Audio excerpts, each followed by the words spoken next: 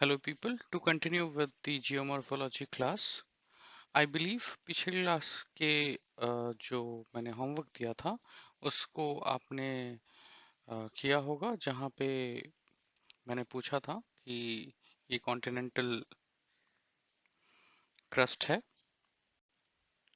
And ये oceanic crust है, तो इसमें से कौन सा डेंसर होगा। Logically oceanic crust is denser and ये लेस डेंस होगा, राइट। सो आइडियली जो ऑल्दो ये नंबर्स तो नहीं चाहिए आपको, but still to have an idea, ये है कॉन्टिनेंटल क्रस्ट है 2.7 ग्राम पर centimetre cube and oceanic crust होता है 3 ग्राम पर सेंटीमीटर क्यूब। एंड एक चीज मैं बताना भूल गया था, जैसे मैंने बताया कि मेंटल में जो डोमिनेट करती है दैट इज बेसाल्ट, क्रस्ट पे जो रॉक्स जो डोमिनेट करती है वो है ग्रेनाइट। हम इसको बहुत अच्छे से डिटेल में डिस्कस करेंगे जब रॉक्स को डिस्कस करेंगे, राइट। एंड जितने भी आपके मार्बल्स हैं वो ग्रेनाइट ही हैं। एंड हम देखेंगे कि क्यों वो महंगा हो पड़ता है, कुछ मार्बल्स बहुत ज़्यादा महंगा क्यों पड़ते हैं। Likewise, so coming to the main topic of agenda of our discussion, that is today's first we'll discuss continental drift theory. Now as I said, ये क्लासेस आपके लिए एक रेफरेंस क्लासेस हैं। until unless if you do not read any standard book, the life for you in UPSC preparation would be challenging. So इसको सिर्फ एक reference के तौर पे लीजिए। नाउ मैं इसका एक आइडिया देता हूँ कॉन्टिनेंटल ड्रिफ्ट थ्योरी का। सो इसको जो कॉन्टिनेंटल ड्रिफ्ट थ्योरी को के प्रोपाउंडर थे उनका नेम था, I am sorry, Wegener, sir Wegener भी बोल सकते हैं, right.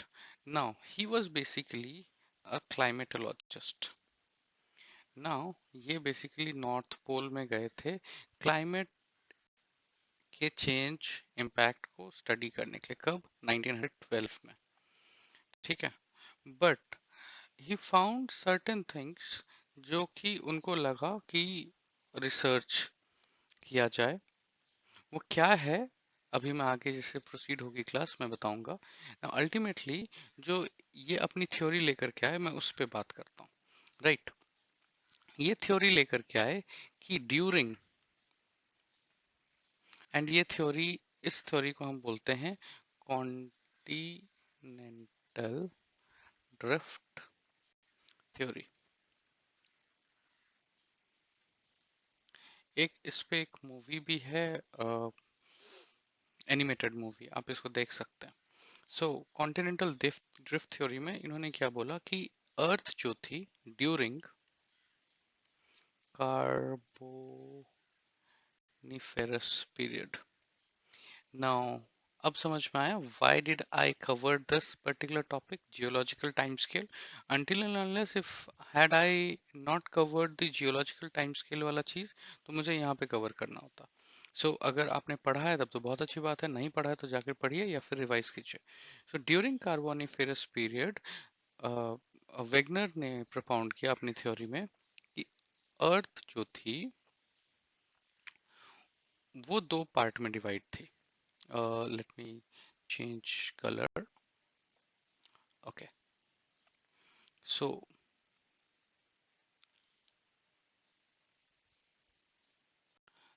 बेग पार्डन, इसको थोड़ा बेटर तरीके से, लेट्स टेक दिस कलर। मैं बस, ऐसा नहीं है कि वेगनर ने ऐसा ही डिजाइन किया था, मैं बस आपको बता रहा हूँ आइडिया के हिसाब से, right. This one, and let me change the colour, इसको ले लेते हैं, जो बचा हुआ पार्ट, ठीक है। सो ये बोला कि इसको नेम दिया पेंथलासा, एंड ये वाला कलर को इन्होंने नाम दिया पैंजिया। सो ये जो कलर है वो बेसिकली कॉन्टिनेंट है या फिर क्रस्ट या बोल लो जमीन, राइट। सो अर्थ जो थी वो डिवाइडेड थी सिर्फ दो में, पैंथलासा एक एंटायर एक water body and that was surrounded by one land mass. So इसको एक आइलैंड भी बोला जा सकता है। So that island name Wegener ने दिया पेंचिया, राइट। नाउ जैसे जैसे टाइम स्केल आगे बढ़ा, राइट, हमने फिर बात किया था और एक पीरियड आती है यहाँ पे हमने बात किया that was called Cretaceous period, Cretaceous period. Now जैसे जैसे time scale I and Cretaceous period और कार्बोनिफेरस पीरियड के बीच की टाइम में क्या हुआ कि कुछ ऐसे सर्टेन इवेंट्स हुए जिसके कारण अर्थ का जो लैंड मास था, जो आइलैंड जिसको मैं बोल रहा था, वो दो पार्ट में डिवाइड हो गया, one part and the other part, right. Now इसको मैं ब्लैक कलर में ड्रॉ कर देता हूँ। एक पार्ट ये हो गया, एक पार्ट ये हो गया, राइट। ये अब बहुत इंपॉर्टेंट है, इस चीज को समझो। इन्होंने जो नॉर्थ की तरफ जो पार्ट जो स्प्लिट हुआ आगे बढ़ा नॉर्थ की तरफ, this is north, north and this is south, right. जो नॉर्थ की तरफ पार्ट हुआ इसको इन्होंने नेम दिया लॉरेंशिया, लॉरेंशिया। और इवन कुछ बुक्स में अंगारा लैंड भी बोला जाता है, अंगारा लैंड, राइट। एंड जो साउथ वाला जो स्प्लिट हुआ इसको इन्होंने नेम दिया Gondwana. Why did he name Gondwana? Because हम जब सोसाइटी बनेंगे तो गोंड्स नाम की ट्राइब होती है छत्तीसगढ़, मध्य प्रदेश एंड झारखंड के ट्राई जंक्शन के पास। सो उनके हिसाब से ये नेम दिया गोंडवाना, ये एक एरिया, ठीक है। तो अर्थ जो थी ड्यूरिंग फ्रॉम कार्बोनिफेरस पीरियड और क्रिटेशियस पीरियड के बीच में ये स्प्लिटिंग हुई। एंड जो पैंथलासा जो थी ओशन, वो पैंथलासा ओशन रही है, पूरा ऐसे रहेगा। अब लेकिन जब स्प्लिटिंग हुई है, तो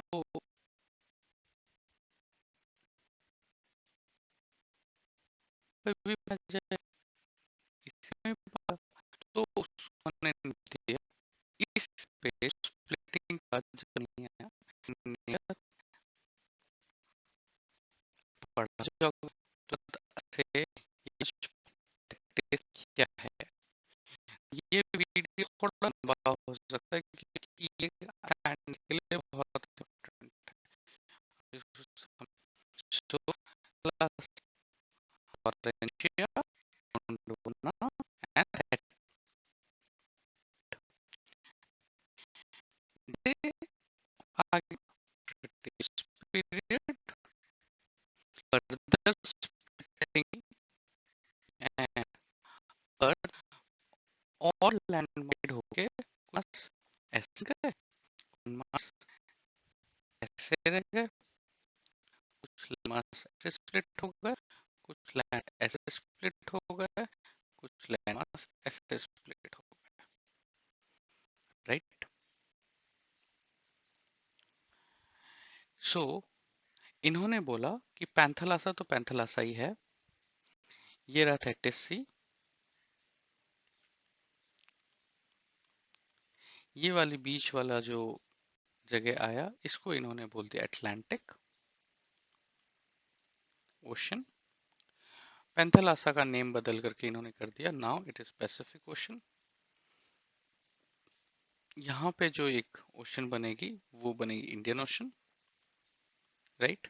एंड जो पैंजिया था, जो स्प्लिट हुआ था किसमें, लॉरेंशिया एंड गोंडवाना में, तो let me use a different colour. So ये वाला जो एरिया है, ये लैंड मास वो बन जाएगा लॉरेंशिया एंड ये नीचे के तीन लैंड मास बन जाएंगे क्या, गोंडवाना लैंड। नाउ अब अगर प्रीलिम्स में अगर क्वेश्चन अगर आती है तो वो ये पूछ सकते हैं, मैं इस मैप पे लेकर के चलता हूँ, इसमें से कौन कौन से पार्ट लॉरेंशिया के हैं एंड कौन कौन से पार्ट गोंडवाना के हैं। नाउ स्प्लिटिंग के हिसाब से मैंने बताया ये। नाउ अगर किसी ने ज्योग्राफी पढ़ा है, now they know that 30 C के ऊपर हिमालय की फॉर्मेशन हुई है। तो ये जितने कॉन्टिनेंट हैं ये कॉन्टिनेंट हो जाएंगे क्या, let me use this colour, ये कॉन्टिनेंट होगा लॉरेंशिया,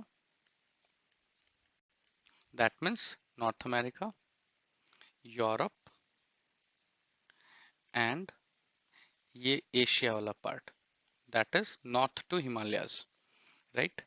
एंड जो बचा हुआ ये पार्ट है ये, that is Indian subcontinent, Australia, Australia को अब ऑस्ट्रेलिया नहीं बोलते, ओशियनिया बोलते हैं, राइट।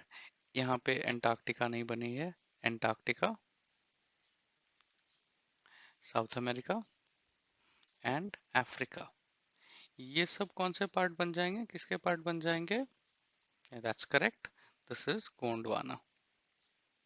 नाउ यूपीएससी में आस्क दिस, अगर पूछे तो कोई गलत नहीं होगा, और ये पूछेंगे तो बहुत सिंपल सा क्वेश्चन होगा, so UPSC could ask this.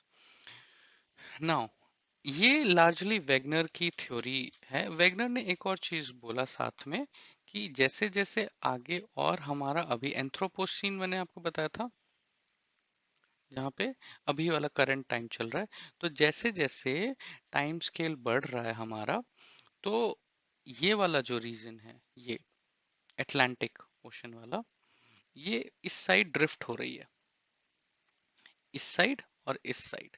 तो एज पर हिम, तो इस ड्रिफ्टिंग के कारण ये एस शेप्ड बन रही है, एंड इस ड्रिफ्टिंग के कारण ये अटलांटिक ओशन जो है वो इंक्रीज कर रही है साइज में। नाउ अगर अटलांटिक ओशन अगर इंक्रीज कर रही है, तो यहाँ पे जो पैसिफिक है, आई होप आप लोगों को पता होगा, ये Pacific ocean and this Pacific ocean, अगर ये इंक्रीज कर रही है तो इस साइड श्रिंक करेगी, दैट सजेस्ट, वेगनर ने ये बोला कि Atlantic ocean is increasing in size and Pacific is decreasing in size. तो अगर ये क्वेश्चन आए पैंथलासा का, नाउ कौन सा पार्ट पैंथलासा बच गया है, कुछ which ocean, that would be Pacific Ocean, क्योंकि बाकी सब ओशंस स्प्लिट होकर के एक पर्टिकुलर एरिया में बच के रह गए, राइट, जैसे थेटिस सी था एंड लाइकवाइज, बट पैंथलासा वाला जो है वो बच करके रहे पैसिफिक में। सो लार्जली दिस इज इनका वेगनर की थ्योरी है। नाउ जब वेगनर ने ये थ्योरी पोस्ट किया, जितने भी जोग्राफर्स थे सबके आईब्रो रेज हुए एंड उनको इंटरनेशनल अरीना में बुलाया गया, एंड उनको पूछा गया कि किस यहाँ पे किस रीजन के कारण आपने ये सब थ्योरी प्रोपाउंड किया है, ये आई एम सॉरी उस टाइम हाइपोथेसिस ही थी, ये हाइपोथेसिस कैसे प्रोपाउंड किया है बताओ। सो उनसे ये पूछा गया कि ठीक है, आप जब बोल रहे हैं तो आप ये बताइए कि जो भी क्रस्ट है हमारे पास, चाहे वो कॉन्टिनेंटल क्रस्ट हो या ओशियानिक क्रस्ट हो, हमने लास्ट क्लास में इसको डिस्कस किया था। सो ये बताइए कि continental crust and oceanic crust पर कौन कौन से हैं मिनरल्स। सो ही सेड कि जितने भी हैं crust mantle core, so mental में जो सियाल सीमा है एंड क्रस्ट पर जो सियाल है, लास्ट क्लास में डिस्कस किया था, please refer to the last class one. Now he said that sial is floating over sima. So लोगों ने एक्सेप्ट कर लिया, okay understood. Now but they said okay ठीक है ये हमने मान लिया, but when you say that earth once was had only one large land mass and that was that you named as Pangaea and one you named as ocean, okay, understood. But what were the reason behind कि ये Pangaea जो है वो before Cretaceous period एक splitting हुई, Laurentia and Gondwana आपने नाम दिया, उसके बाद स्प्लिटिंग हुई, एंड बाकी अभी हमारे करंट फॉर्मेशन चल रही है, जितने भी अभी हैं करंट कॉन्टिनेंट्स, वो ऐसा बन करके रह गया है। नाउ कौन कौन से फोर्सेस रिस्पॉन्सिबल हैं? तो वेगनर ने बोला one force could be responsible is tidal forces and the other force could be responsible as gravitational forces. Now every other person started laughing. The reason why is they started laughing because they said कि ये दोनों forces बहुत ही weak हैं, and इतने weak हैं कि कोई भी एक बड़े से land mass को split नहीं कर सकते। Tides हर दूसरे 15 days 27 days पे आ जाती है, बहुत high tides। Now कुछ एरिया में तो हर दिन आती है ना। इसके कारण क्या हम देखें कि कुछ दिन के बाद ये जगह स्प्लिट हो जाए, या ग्रेविटेशनल फोर्सेस के कारण इतनी फोर्स है कि वो स्प्लिट करके दो एरिया में कन्वर्ट करते? So they said this is not possible and your hypothesis is rejected. So to sum up this, Wegener ने बोला था, टू सम अप, मैं सम अप कर रहा हूँ, तो उनके जो थ्योरी हाइपोथेसिस जो थे उसको रिजेक्ट कर दिया कम्युनिटी ने, इंटरनेशनल कम्युनिटी ने। बट आगे धीरे धीरे हम जाकर के देखेंगे कि उस हाइपोथेसिस को एक्सेप्ट करके थ्योरी में कन्वर्ट किया, बट जो भी फोर्सेस उन्होंने एक्सप्लेन किए थे, tidal forces and gravitational forces, उसको रिजेक्ट किया, बट हाइपोथेसिस को एक्सेप्ट करके उसको थ्योरी में कन्वर्ट कर दिया। ना एक बार हम वापस से देख लेते हैं कि इन्होंने बोला था कि before Carboniferous period there was a supercontinent known as Pangaea that was surrounded by super ocean known as Panthalassa, right?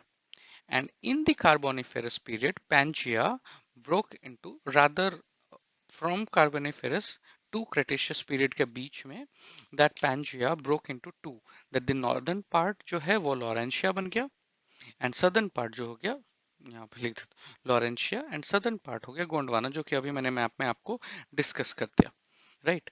And after Carboniferous period के ब्रेकिंग के बाद और फर्दर नॉर्थवर्ड ड्रिफ्टिंग हुई एंड साउथवर्ड ड्रिफ्टिंग हुई, and आज के जो continent की डिजाइन है वो बनी, एंड जो 30 है वो मैंने आपको एक्सप्लेन कर दिया। नाउ लॉरेंशिया जो है वो फर्दर ब्रोक हुआ नॉर्थ अमेरिका एंड यूरेशिया बन करके, एंड गोंडवाना मैंने अभी जैसे एक्सप्लेन कर दिया, South America, Africa, peninsular plateau, India वाला part, Australia and Antarctica likewise. Now the drifting और एस शेप वाला भी आपको बता दिया, right.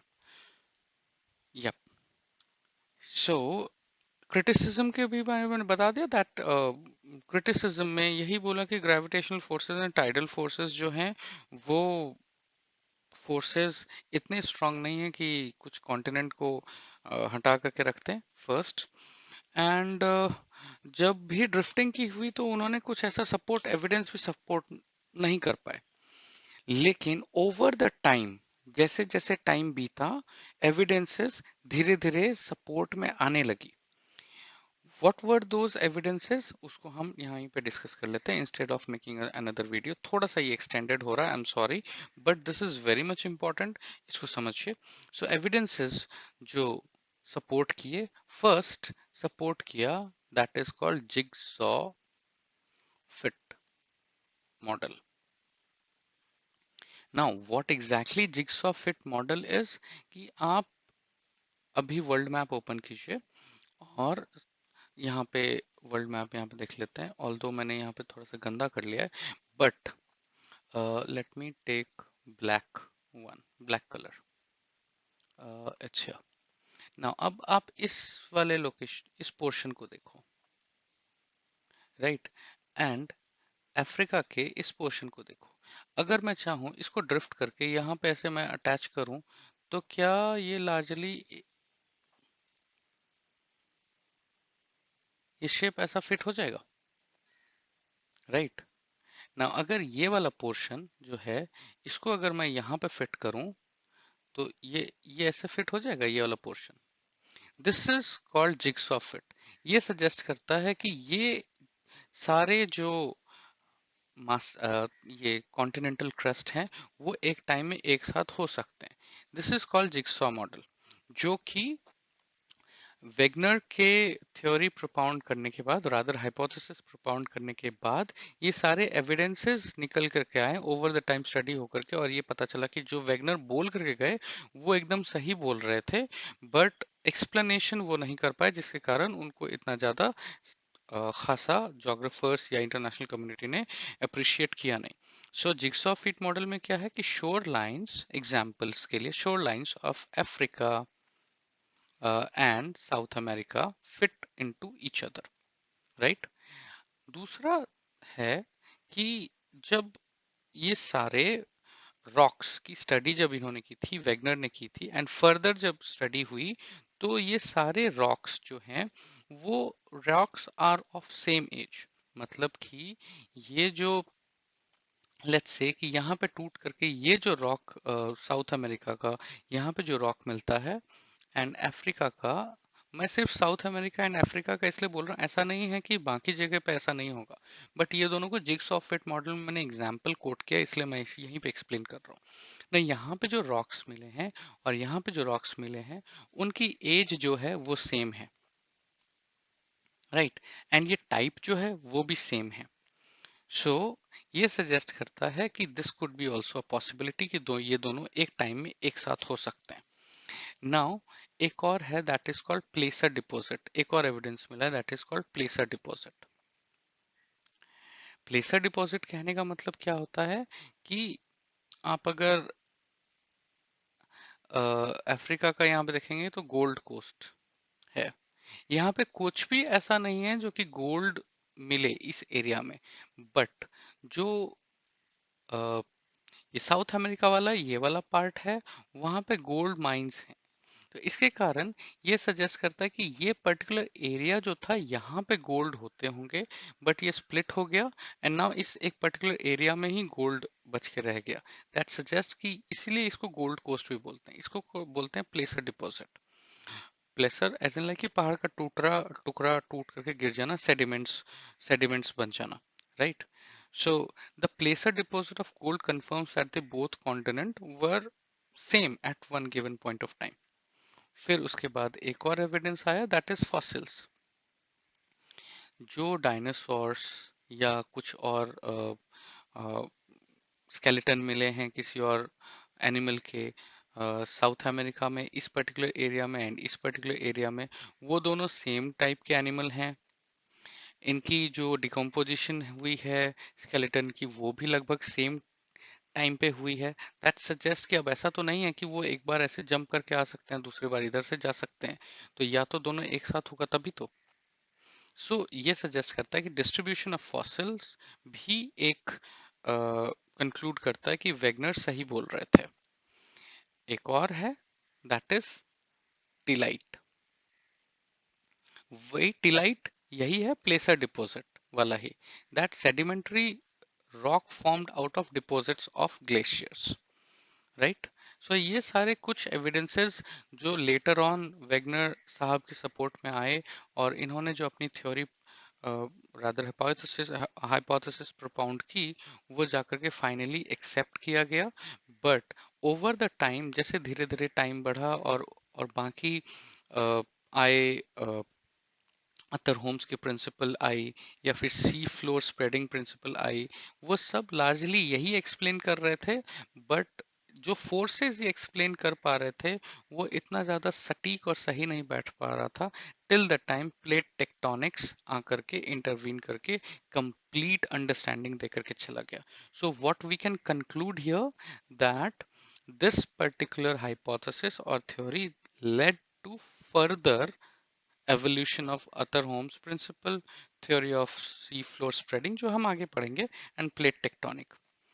That suggests though Wegener could not explain the forces responsible for the drift, but his central idea of drifting helped in development of plate tectonics.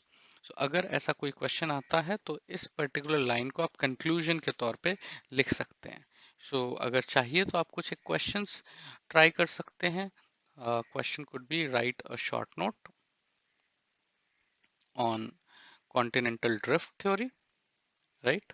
इसी को दूसरे तरीके से भी लिख सकते हैं, critically analyze continental drift theory, right? This is end of this particular class. अगले क्लास में हम Arthur Holmes and sea floor spreading को हम डिस्कस करेंगे एंड फिर will jump on to plate tectonics theory. But उससे पहले थोड़ा सा इंटीरियर ऑफ अर्थ को हम पढ़ लेंगे सो दैट प्लेट टेक्टोनिक्स हमें पढ़ना बहुत आसान होगा.